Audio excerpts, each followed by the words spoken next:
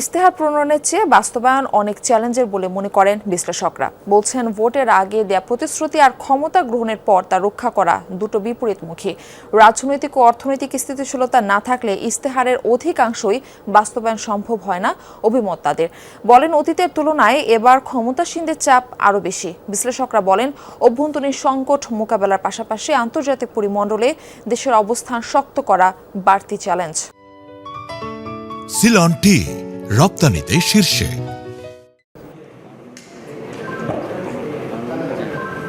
নির্বাচনের আগে রাজনৈতিক দলগুলোর ইশতেহার যেন জমজ সহদর। তাই তো প্রতিবারের মতো এবারও বড় দুই জোট দু এক দিনের ব্যবধানে ঘোষণা করেছে তাদের ইশতেহার। গণতন্ত্রের চর্চা আমাদেরকে অব্যাহত রাখতে হবে। মোটা দাগে বড় দুই জোটের ইশতেহারে গুরুত্ব পেয়েছে কর্মসংস্থান, দুর্নীতির বিরুদ্ধে শূন্য সহিষ্ণুতা, অর্থনীতির শক্ত ভিত তৈরির মাধ্যমে জবাবদিহিমূলক ও ইনসাফি ভিত্তিক রাষ্ট্র ব্যবস্থা প্রতিষ্ঠা। মানবিক বাংলাদেশ চাই, একটি নিরাপদ বাংলাদেশ চাই। আগামী সরকারের বড় চ্যালেঞ্জ অর্থনীতি পুনর্গঠন, বিশেষ করে কৃষিভিত্তিক অর্থনীতির গতিশীলতা বৃদ্ধির সঙ্গে রপ্তানি ও বিনিয়োগ বাড়াতে না পারলে কর্মসংস্থান সহ বাকি চ্যালেঞ্জ উত্তরণে পিছিয়ে পড়বে সরকার। কৃষি পণ্যগুলোর জন্য যেন আমাদের বিদেশের উপরে নির্ভরতা কমিয়ে আনাই হচ্ছে সবচেয়ে গুরুত্বপূর্ণ জায়গা, যেটা কৃষিতে। শিল্পের ক্ষেত্রে তো আমরা খুবই পিছিয়ে আছি। দীর্ঘদিন ধরে আমাদের এক্সপোর্টের ক্ষেত্রে আমরা দেখতে পাচ্ছি শুধুমাত্র গার্মেন্টসের উপরে নির্ভরশীলতা।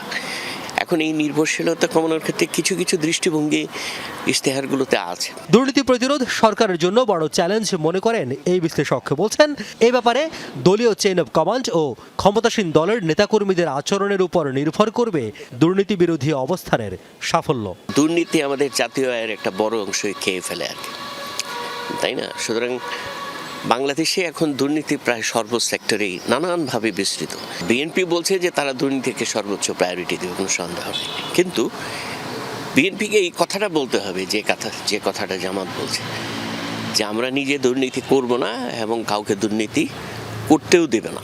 এই যে কথাটা, এটা আসলে একজন জাতীয় নেতার মুখ থেকে আসা উচিত বলে আমি মনে করি। তাহলে মানুষ তাকে মূল্যায়ন করবে।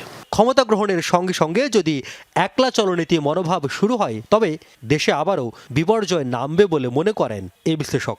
যে কোনো অঙ্গীকারে করা যায়, কিন্তু যদি আমরা বাস্তবায়নের রূপরেখা যদি তৈরি করে আমরা যদি মানুষের কাছে উত্থাপন না করি এবং এটা যদি আমরা অনুসরণ না করি এবং সত্যিকার অর্থে বাস্তবায়ন না করি, তাহলে এটা নিতান্তই কথার ফলজুরি এবং এতে কারোই কোনো লাভ হয় না, এটা কোনো ইতিবাচক ফলাফল নিয়ে আসে না। তাই বাস্তবায়নই মূল কথা।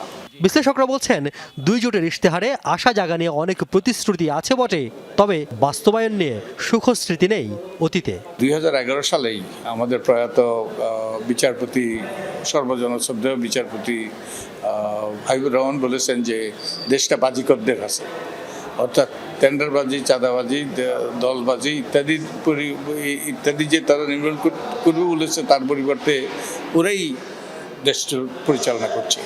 তো এইরকম আমাদের দলগুলো সুন্দর সুন্দর কথা বলে এবং যেগুলো মানুষের কাছে আকর্ষণীয়, এবং এগুলো করে তারা জনগণের ভোট পাওয়ার চেষ্টা করে, ভোট নেয়, ভোট নিয়ে এরপরে তারা এগুলো ভুলে যায়। হাতে গোনা কদিন পরে নির্বাচন, তারপর ক্ষমতার পালাবদল। সে পালাবদলে সাধারণের ভাগ্য কতটা বদলে যায় তা জনগণকেই নজর রাখার পরামর্শ বিশ্লেষকদের।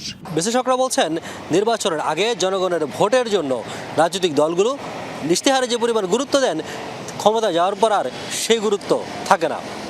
তবে এবার যেহেতু পরিবর্তিত পরিস্থিতিতে নির্বাচন হচ্ছে, সে নির্বাচনে যারা ক্ষমতা যাবেন তারা অন্তত তাদের দেওয়া ইশতেহার বা প্রতিশ্রুতির সিংহভাগ বাস্তবায়ন করবেন, সে প্রত্যাশা সাধারণের।